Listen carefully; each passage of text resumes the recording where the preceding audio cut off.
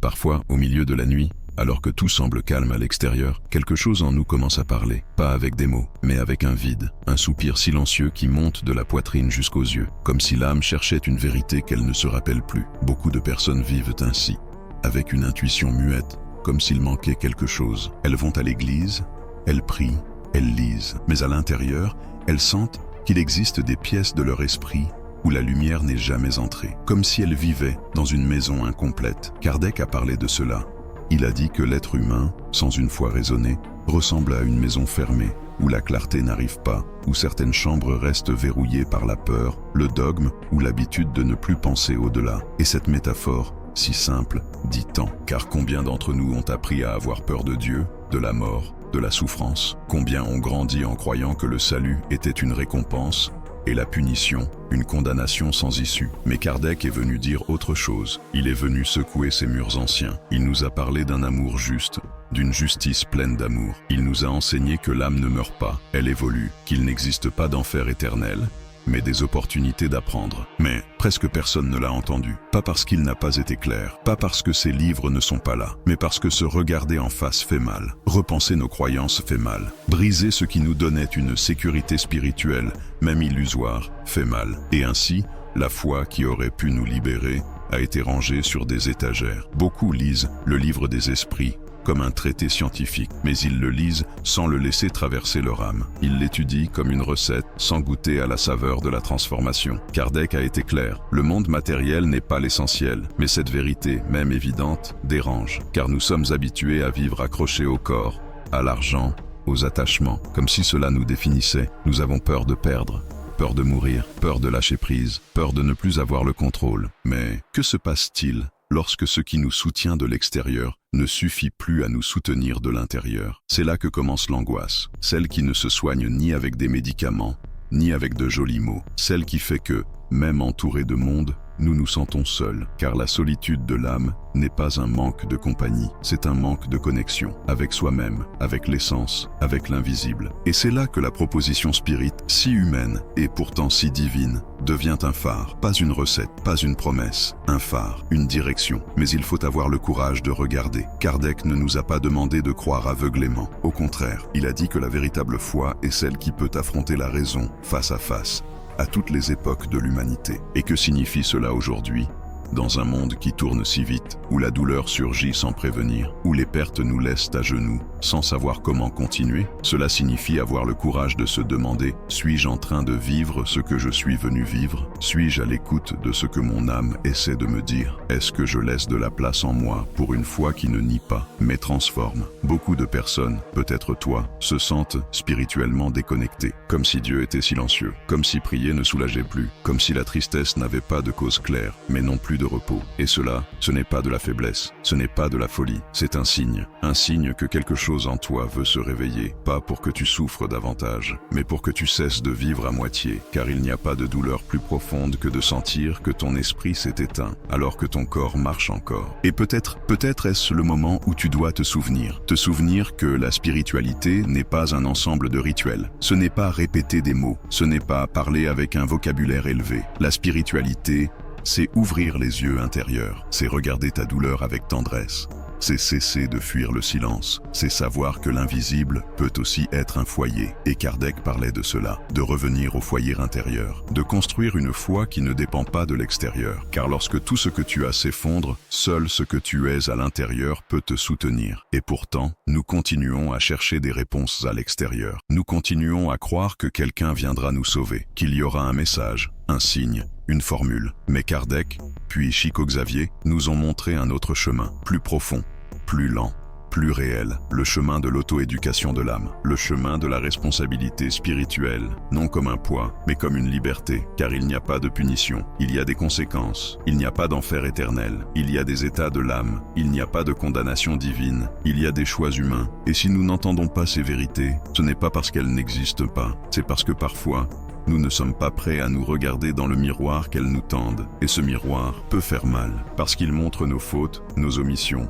nos peurs, mais aussi, il montre notre capacité à changer, notre essence lumineuse, notre possibilité de renaître, même après le pire des deuils. Peut-être qu'aujourd'hui tu pleures quelqu'un qui est parti, peut-être qu'il y a une culpabilité qui brûle dans ta poitrine, peut-être que tu sens que ta foi ne te soutient plus. Et cela, Kardec l'a vu aussi, car il n'est pas venu parler aux saints, il est venu parler à ceux qui doutent, à ceux qui cherchent, à ceux qui souffrent, à ceux qui ont perdu, à ceux qui aiment et ne peuvent plus étreindre. Et c'est là, précisément là, que commence la véritable transformation. Quand on cesse de répéter des phrases toutes faites et qu'on commence à les ressentir. Quand on comprend que les retrouvailles avec ceux qu'on aime ne sont pas automatiques, mais nécessitent une harmonie morale. Qu'il ne suffit pas de vouloir, il faut vibrer. Vibrer l'amour, vibrer le pardon, vibrer la résignation. André Louise nous a parlé d'esprits qui, après leur mort, n'ont pas pu retrouver leurs êtres chers. Non pas parce qu'ils ne les aimaient pas, mais parce qu'ils n'étaient pas prêts. Parce qu'ils restaient attachés au ressentiment, à l'ego, à la culpabilité. Et cela peut aussi arriver ici, dans cette vie. On peut être vivant, et malgré tout, ne pas rencontrer ceux qu'on aime, si on n'a pas appris à regarder avec les yeux de l'âme. Tout comme certains esprits n'arrivent pas à se détacher de la terre, nous aussi, parfois, nous n'arrivons pas à lâcher ce qui n'est plus. Nous restons accrochés à des histoires, à des personnes, à des erreurs. Et cela nous rend malades, cela nous épuise, cela nous affaiblit, cela nous rend vulnérables à l'obsession. Et l'obsession n'est pas une punition extérieure, c'est une prison intérieure, faite de pensées répétitives, d'émotions stagnantes, de vibrations alourdies. Et là, la spiritualité devient urgente. Non pas comme une théorie, mais comme une nécessité. Quand Chico Xavier a psychographié le livre Libération, beaucoup ont été bouleversés en découvrant comment certains esprits, incapables de se pardonner, de faire confiance, de comprendre, rester prisonniers de zones sombres du plan spirituel, non pas à cause d'un châtiment divin, mais à cause d'un choix inconscient, le refus de lâcher prise, le refus de regarder, le refus de grandir. Et alors, on se demande, suis-je vraiment prêt à évoluer, ou est-ce que je cherche seulement du réconfort sans transformation? Car c'est là la vérité la plus inconfortable, savoir qu'il n'y a pas de raccourci, qu'il n'y a pas de sauveur, qu'il n'y a pas de formule magique, il y a un chemin, il y a un effort, il y a de l'humilité, et c'est justement cette vérité que beaucoup fuient. L'idée que personne ne viendra nous sauver si nous ne décidons pas, nous-mêmes, de faire le premier pas vers notre propre lumière. Chico Xavier disait avec douceur, Dieu nous offre le temps. Le reste dépend de nous. Et le temps ne punit pas. Il attend que l'âme mûrisse, que le cœur se rende à la vérité, que l'esprit désire enfin retrouver son essence. C'est pour cela que Kardec parlait d'expiation non comme d'un châtiment, mais comme d'une opportunité de guérison. Chaque douleur, chaque perte, chaque silence contient en soi une invitation, un appel à revenir à l'essentiel, à se retrouver. Et les esprits supérieurs nous ont montré, dans tant de messages, que la souffrance n'est pas une punition, c'est un apprentissage. C'est un traitement pour une blessure ancienne dont nous ne soupçonnions peut-être même pas l'existence. Mais pour que ce remède spirituel fonctionne, il faut l'accepter avec humilité. Il faut cesser de se battre contre la vie, de résister à ce qui est, de blâmer le monde et les circonstances. Parce que tant que nous croirons que nous sommes punis, nous resterons éloignés de la guérison. Mais quand nous comprenons que tout ce que nous vivons fait partie d'un plan plus vaste, un plan qui respecte notre libre arbitre, notre histoire, notre capacité de croissance, alors la souffrance se transforme. Elle ne disparaît pas, elle ne s'efface pas, mais elle s'illumine de sens. Et avec le sens, elle devient plus légère. Il y a beaucoup de gens qui parlent de spiritualité, mais peu qui se laissent transformer par elle. Il y en a beaucoup qui répètent des paroles de foi, mais qui se cachent de leur propre douleur. Il y en a beaucoup qui connaissent par cœur les enseignements de Kardec, mais qui ne les déposent pas dans leur cœur. Parce que vivre la foi raisonnée demande du courage. Le courage de regarder à l'intérieur, de reconnaître ses propres ombres, d'accepter que nous avons encore beaucoup de chemin à parcourir. Mais cela demande aussi de la compassion pour soi-même, de la tendresse pour ses propres erreurs, de la patience pour ses propres pas, parce que l'évolution spirituelle n'est pas une course, c'est une traversée, et chaque âme a son propre rythme. Chacun s'éveille au moment qui lui est juste. Alors,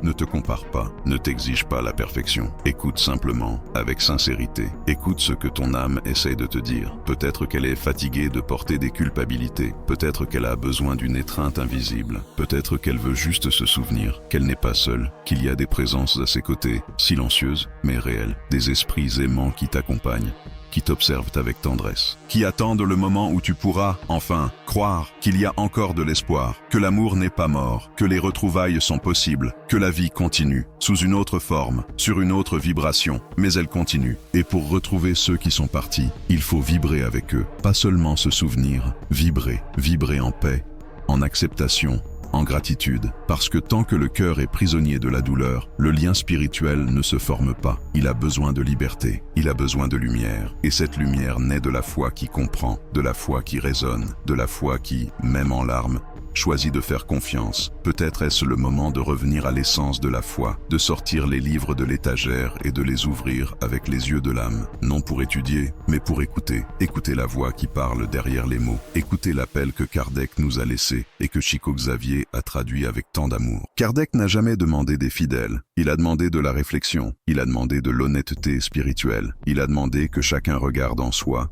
et se demande « Qu'est-ce que j'ai encore à apprendre? Où se trouve ma résistance? Qu'est-ce qui m'empêche de grandir ?» Et pour cela, en ce moment, je t'invite à un petit rituel de reconnexion, simple, silencieux, profond. Choisis un moment dans ta journée, un lieu où le bruit du monde ne t'atteint pas. Prends un passage d'un livre de Kardec, lis-le lentement, comme on savoure, puis ferme les yeux, respire et demande à ton cœur « Que me demande cette lecture? Qu'est-ce que je peux changer, même un tout petit peu, à partir de maintenant ?» Ensuite, fais un geste, un seul, un petit geste de bonté. Cela peut être un pardon, un appel, une pensée lumineuse envoyée à quelqu'un qui est parti, quelque chose qui vibre autrement, quelque chose qui ouvre un chemin. Parce que la foi spirite n'est pas là seulement pour comprendre. Elle est là pour vivre, pour ressentir, pour transformer, pour devenir un pont entre ce monde-ci et l'autre. Et chacun de nous peut être ce pont. Chacun de nous peut rallumer cette lumière dans les pièces verrouillées de sa propre âme. Chico Xavier disait que la vérité blesse parfois. Non pas parce qu'elle est dure, mais parce qu'elle nous montre ce que nous ne voulons pas encore voir. Il comparait la vérité à un miroir spirituel.